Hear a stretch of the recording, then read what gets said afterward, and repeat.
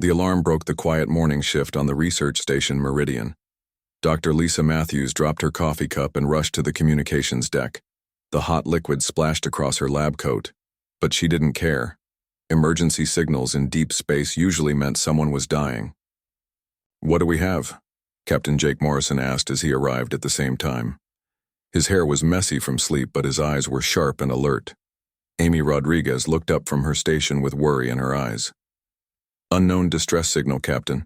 It's not from any human ship. The signal is strange, really strange." Lisa leaned over Amy's shoulder to look at the data. The screen showed wave patterns she had never seen before.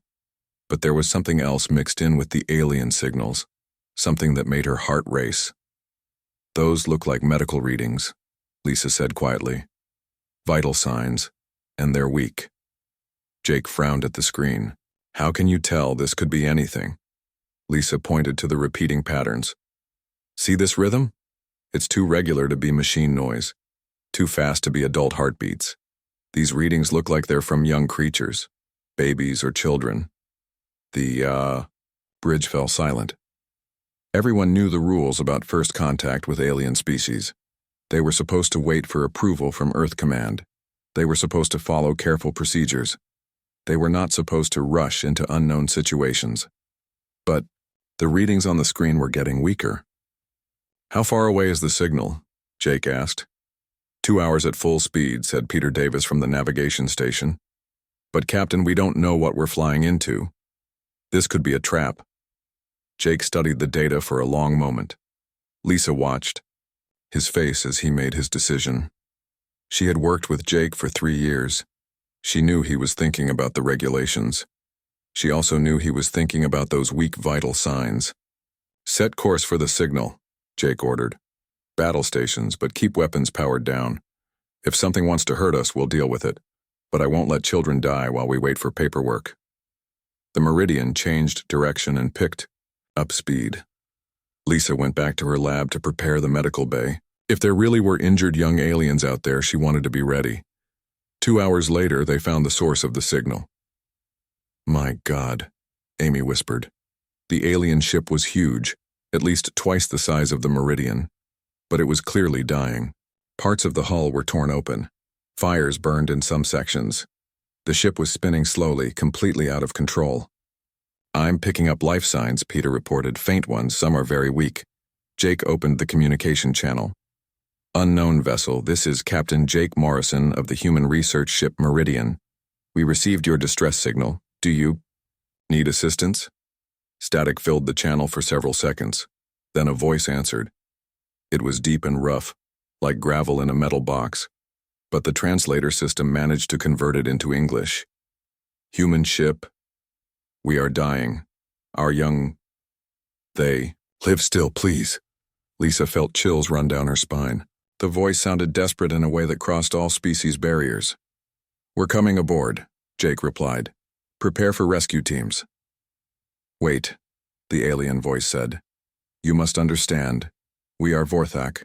We are hunters, killers. Your species should fear us. But our cubs, they need protection. Will you take them?" Lisa exchanged looks with Jake. Neither of them had ever heard of the Vorthak before, but the pain in that alien voice was impossible to ignore. "We'll take them," Jake said simply. "We'll keep them safe." The rescue took 4 hours. The Vorthak ship was a maze of twisted metal and failing systems. Jake led the rescue team through the wreckage while Lisa prepared the medical bay. When they brought the first Vorthak back to the Meridian, Lisa understood why the alien had called his people hunters. The adult Vorthak was massive, covered in gray fur with claws as long as her fingers. Even dying, it looked dangerous. But the 3 small creatures they carried behind the adult were different. They were clearly young Vorthak, but their fur was softer, their claws smaller. They huddled together, making soft crying sounds that needed no translation. The adult Vorthak was beyond saving. Lisa could see that immediately, but he used his last strength to push the cubs toward her. "Keep them safe," he whispered through the translator. "They trust you now. Do not let that trust be wrong." The adult Vorthak died 20 minutes later. Lisa had seen death before, but this felt different. This creature had given his children to complete strangers from another species. Why? The three cubs would not leave Lisa's side. They followed her around the medical bay, staying close but not touching. When she tried to examine them, they growled softly, but did not run away. "This doesn't make sense," Peter said as he watched Lisa work. "Why would a predator species trust us with their young? They don't even know us." Lisa looked at the smallest cub, who was watching her with large, intelligent eyes. The cub tilted its head when she spoke, as if trying to understand her words. "I don't know," Lisa admitted. "But they did trust us, and now we have to figure out why." Outside the medical bay windows, the Vorthak ship finally exploded in a brief, bright flash. The cubs made sad sounds and pressed closer together. But they did not leave Lisa's side. Something important had just happened, Lisa realized. Something that would change everything they thought they knew about aliens, about trust, and about what it meant to be human in a galaxy full of dangerous creatures. The cubs were just the beginning. 3 days had passed since the rescue, and Lisa was running on very little sleep. The Vorthak cubs needed constant care, and they would only accept help from her. Every time another crew member tried to approach, the cubs would growl and back away. But with Lisa, they were different. The smallest cub, which Lisa had started calling Little One in her mind, had begun following her everywhere. When she sat down to eat, Little One would sit nearby and watch. When she worked at her computer, Little One would curl up under her desk. The other two cubs, slightly larger and braver, stayed close but kept more distance. "This is not normal behavior," Lisa told Jake as they watched the cubs from the medical bay doorway. "According to everything we know about pack hunters, these cubs should be aggressive towards strangers. They should be trying to establish dominance or territory." Jake nodded, but he was watching something else. "Look at how they respond when you talk to them." Lisa turned to see Little One's ears perk up at the sound of her voice. The cub tilted its head and made a soft sound, almost like it was trying to talk back. "They're learning," Jake said quietly. "They're actually trying to communicate with us." Peter Davis walked into the medical bay carrying a food tray. Immediately, the two larger cubs moved to block his path, their fur standing up slightly.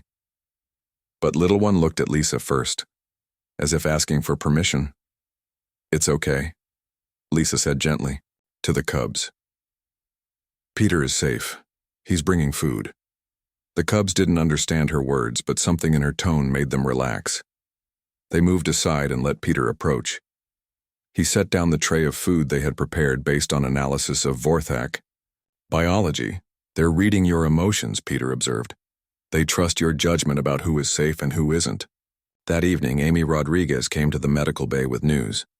She had been working around the clock to decode the Vorthak language using data from their damaged ship.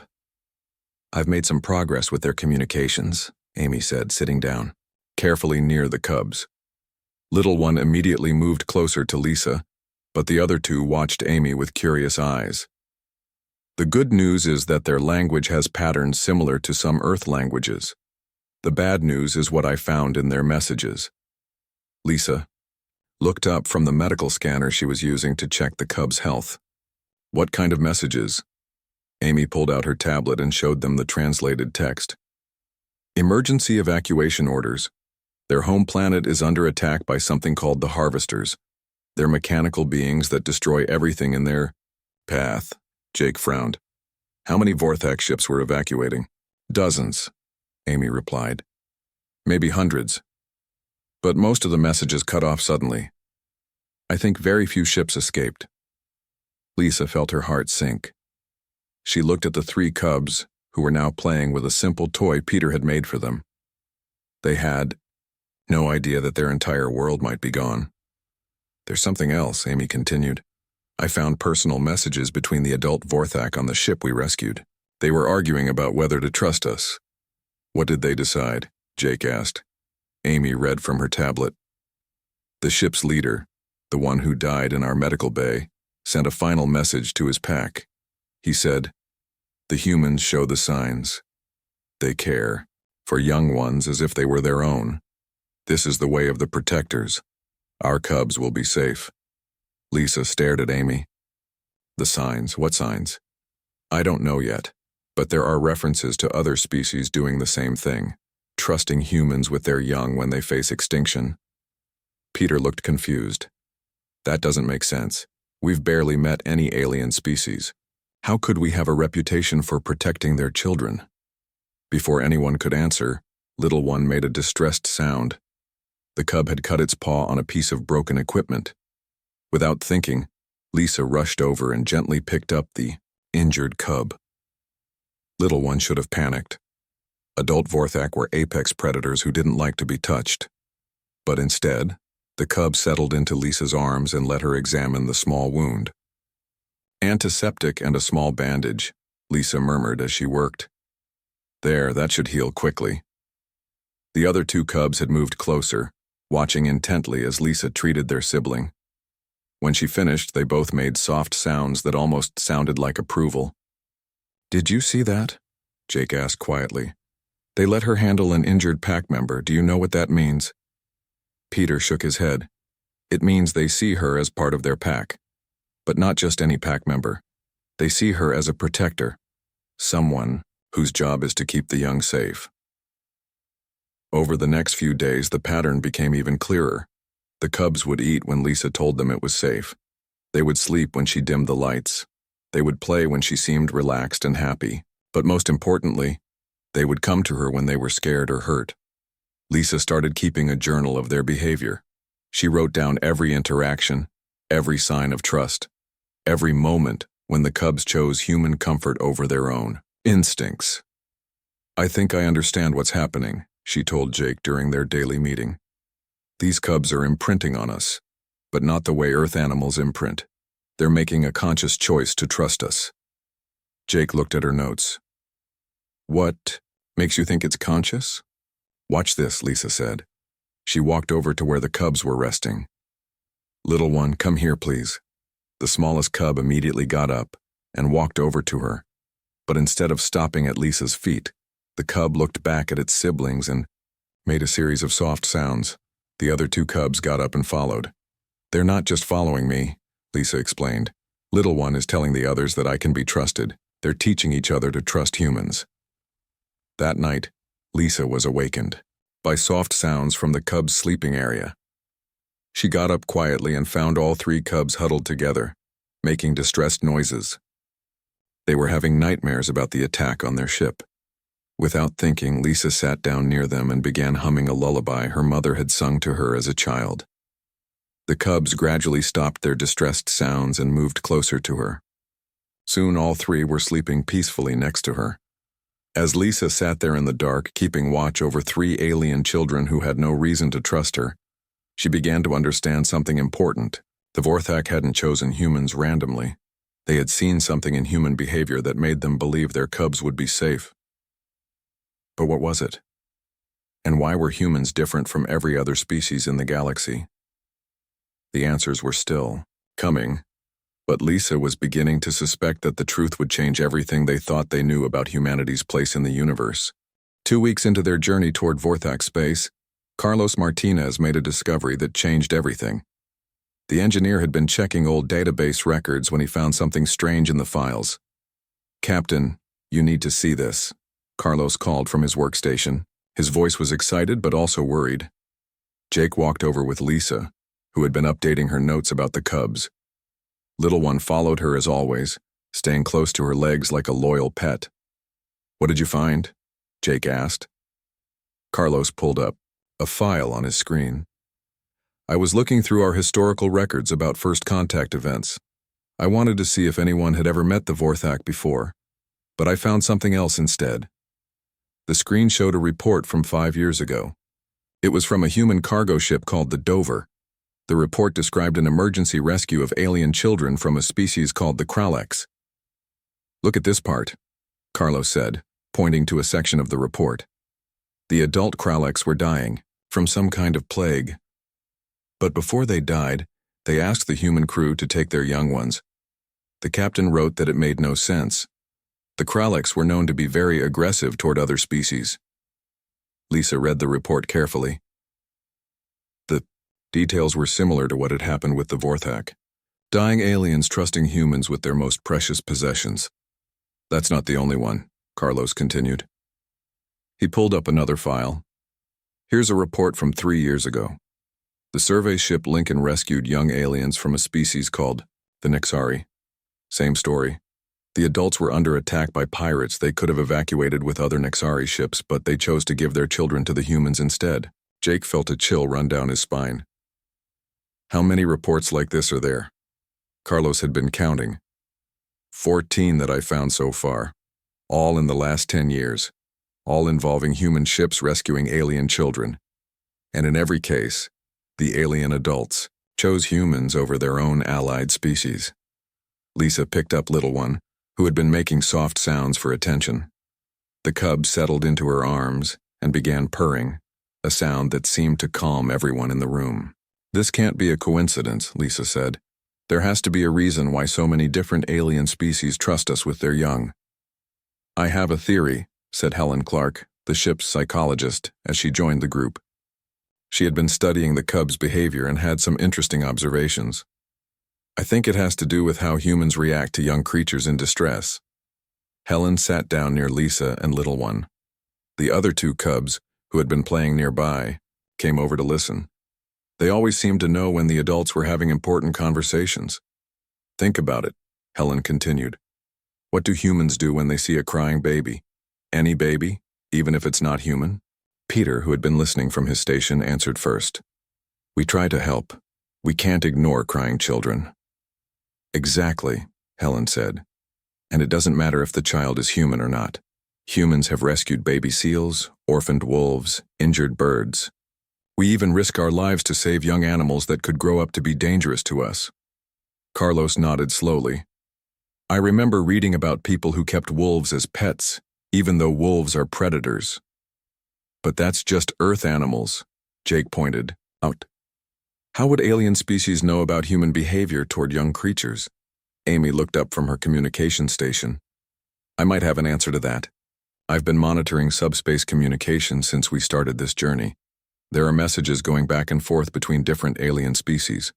Some of them are about us. She pulled up her translation software and showed them what she had found. Listen to this message from a Nexari ship to a Kralik station.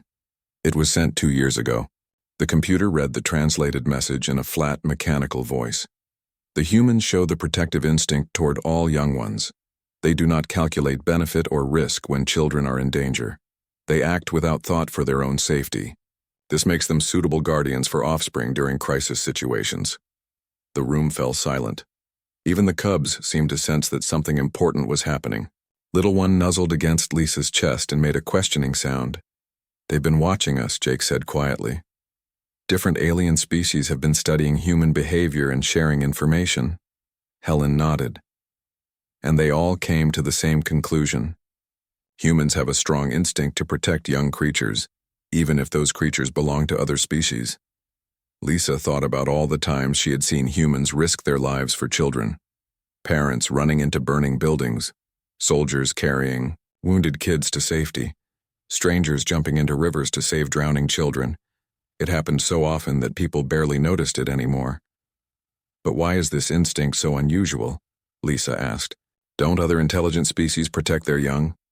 They protect their own young, Helen explained. But most species won't risk their lives for offspring that aren't related to them. It's not logical from a survival standpoint. Carlos pulled up more files. I found records of other species being offered alien children for protection. In every case, they either refused or demanded payment. Only humans consistently say yes without asking for anything in return. Over the next few days, the pattern became even clearer. Amy decoded more messages that described human behavior. The cubs continued to show more trust in their human caretakers, and Lisa began to understand something that made her both proud and worried. We're not just another intelligent species, she told Jake during one of their evening talks. We're something different. Something that other species see as uniquely trustworthy when it comes to protecting the innocent. Jake watched Little One, who was teaching the other cubs a game that Peter had shown them. The cubs were learning human games and human social behaviors. They were becoming something new. Not quite Vorthak anymore, but not human either.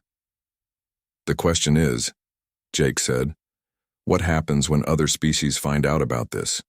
What happens when every dying civilization in the galaxy decides that humans are the perfect guardians for their children? Lisa didn't have an answer. But as she watched the cubs play, she realized that they were no longer just caring for 3 orphaned aliens. They were at the center of something much bigger. Something that could change humanity's role in the galaxy forever. The cubs had stopped being refugees. They had become living proof of something that alien species across the galaxy already knew. But humans were just beginning to understand. Humans were different. And that difference was about to change everything. The Vorthak homeworld was dying when they arrived. Lisa stood on the bridge of the Meridian and watched through the main screen as massive mechanical ships attacked the planet below. Explosions lit up the dark side of the world like terrible fireworks. Those must be the harvesters, Jake said grimly. They're not just attacking, they're destroying everything. The 3 cubs had grown larger during their 3-week journey, but they still stayed close to Lisa. When they saw their burning homeworld on the screen, they made sounds of distress that needed no translation. Little one pressed against Lisa's leg and looked up at her with sad eyes. Lisa knelt down and gently stroked the cub's fur. I know, she whispered. I know it hurts to see your home like this. Amy's communication station suddenly came alive with incoming messages. Captain, we're being contacted by Vorthak ships, multiple vessels. Put them through, Jake ordered. The main screen changed to show the face of a massive Vorthak. This one was even larger than the adult they had rescued, with scars across his face and intelligent golden eyes. When he spoke, his voice was deep and commanding. Human vessel, I am Alpha Prime Kethren of the Vorthak fleet. We have heard that you carry our young ones. Is this true? Jake stepped forward. Yes, Alpha Prime. We rescued 3 cubs from a damaged ship. They are safe and healthy. The Vorthak leader's eyes widened with surprise. They live? Show me. Lisa gently encouraged the cubs to come forward. When they appeared on screen, Alpha Prime Kethren made a sound that was clearly joy mixed with relief. The cubs recognized his voice and called back to him. Impossible, Kethren said quietly. We sent dozens of ships with cubs to safety. Most were destroyed. Only 3 ships reported finding safe harbor, and all 3 were rescued by human vessels. Jake felt the weight of that information. Alpha Prime, we need to talk. There are things about humans and Vorthak cubs that you should know. Yes, Kethren agreed.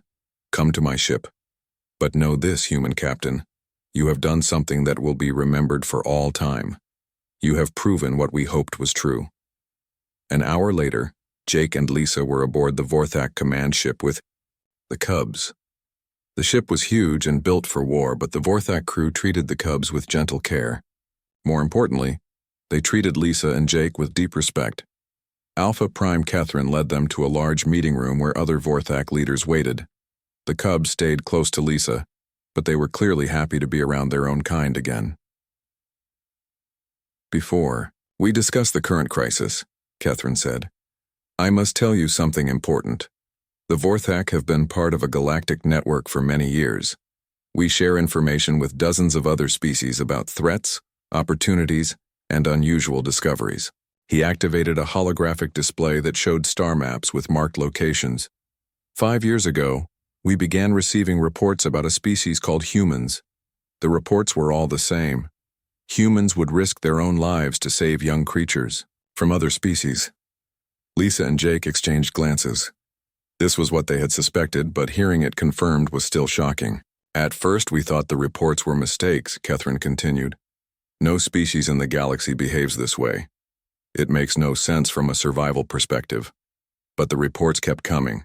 The Nexari, the Kraleks, the Zephyrians, all told the same story.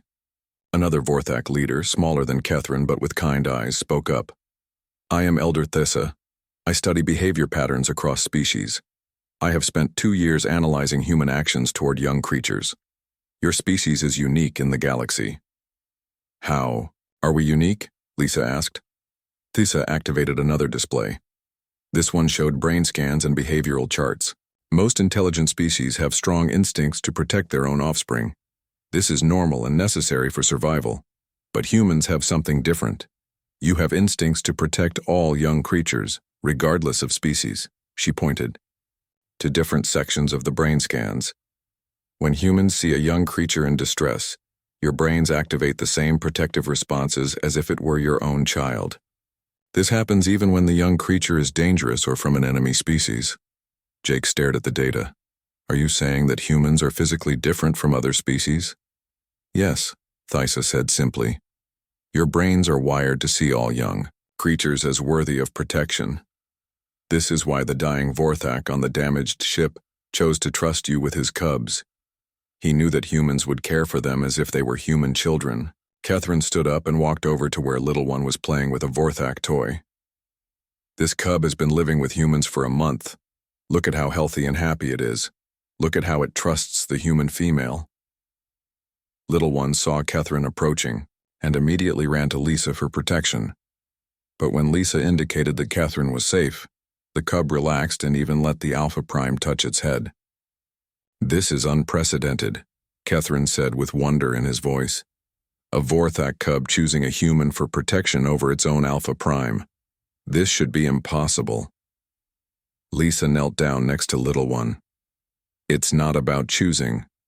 The cubs trust us, because we've proven we'll keep them safe, but they still love their own people. That is correct, Thysa agreed. The cubs have formed what we call a guardian bond with humans. This bond allows them to accept protection from another species, while maintaining their own identity. A younger Vorthak officer rushed into the room with urgent news. Alpha Prime, the harvesters are preparing for a final assault on the evacuation sites. We have 47 ships full of cubs, but we cannot protect them all. Catherine's expression became grim. This is why we needed to speak with you, Captain Morrison. The Vorthak leadership has made a decision. We formally request that humans become the designated guardians of Vorthak young during this crisis. Jake felt the enormous weight of that request. You want us to take responsibility for your children? Not just during this battle, Catherine said. If our species survives this war, we want to establish a permanent treaty. Humans would become the official protectors of Vorthak cubs in times of danger. In return, the Vorthak would offer our protection and alliance to humanity. Lisa looked at the cubs who were listening to the conversation even though they couldn't understand all the words. This isn't just about the Vorthak, is it? Other species are watching to see what we do. Elder Thysa nodded. 17 different species have reached out to us during this crisis. They all want to know if humans can be trusted with their young as well. Your answer today will affect humanity's relationship with the entire galaxy. Jake thought about the responsibility they were being offered. It wasn't just about rescuing a few cubs anymore. It was about humanity becoming something new in the galaxy, something that had never existed before. How long do we have to decide? Jake asked.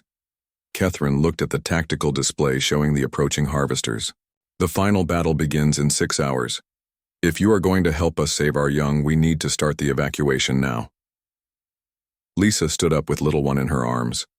The cub looked at her with complete trust, just as it had from the first day. We don't need time to decide, she said firmly. Humans protect children, that's what we do, that's who we are. Jake nodded in agreement. The Meridian and her crew volunteer to help with the evacuation. And Captain Catherine, humanity accepts your treaty offer. The room filled with Vorthak voices, making sounds of gratitude and relief. But Lisa was focused on something else. She was thinking about how this moment would change human history forever. They were no longer just another species exploring the galaxy. They had become something much more important. They had become the guardians of the innocent across all species, and that was a responsibility that would define humanity's future among the stars. 6 months later, Lisa stood on the observation deck of New Haven Station and watched something that would have been impossible to imagine a year ago. Human children and young Vorthak cubs were playing together in the station's central park. Their laughter and happy sounds filled the air with joy. The evacuation had been successful, but barely. The harvesters had destroyed the Vorthak homeworld. but not before 47 ships full of cubs had escaped to safety. Every single ship had been guided to human space by volunteers from Earth Command. Little One, who was now much larger but still followed Lisa everywhere, was teaching a group of human children how to hunt for pretend prey. The human kids giggled as they tried to copy the young Vorthak's stalking moves. "It's beautiful, isn't it?" Jake said as he joined Lisa at the observation window. He had been promoted to admiral after the rescue mission, but he still preferred to spend time on the station with the cubs and their human families. "I never imagined anything like this could exist," Lisa replied. Human and Vorthak children growing up together as if they were the same species. In the months since the evacuation, Lisa had become the galaxy's leading expert on what the scientists now called the Guardian phenomenon. Her research had been shared with 17 different alien species, all of whom were fascinated by humanity's unique protective instincts. "The research results came back from the university," Lisa said, showing Jake a tablet with her latest findings. "They confirmed everything Elder Thysa told us. Humans really are different from every other known species in the galaxy." Jake read through the data. The studies had been conducted on thousands of humans from different cultures and backgrounds. The results were always the same. When humans saw young creatures in distress, their brains activated powerful protective responses, regardless of the species. According to this, 97% of humans will risk their own safety to help a young creature, even if they've never seen that type of creature before, Jake said with amazement. "And it's not just instinct," Lisa added.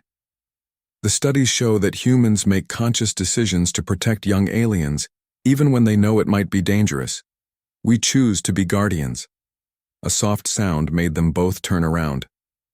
Little One had approached them quietly, followed by 2 human children and another young Vorthak. The group looked like they wanted to ask permission for something. "What is it, Little One?" Lisa asked, kneeling down to the cub's level. Little One made a series of soft sounds that Lisa had learned to understand over the months. The cub was asking if the group could go to the upper levels where the adult Vorthak lived. "You want to visit Alpha Prime Kethrin?"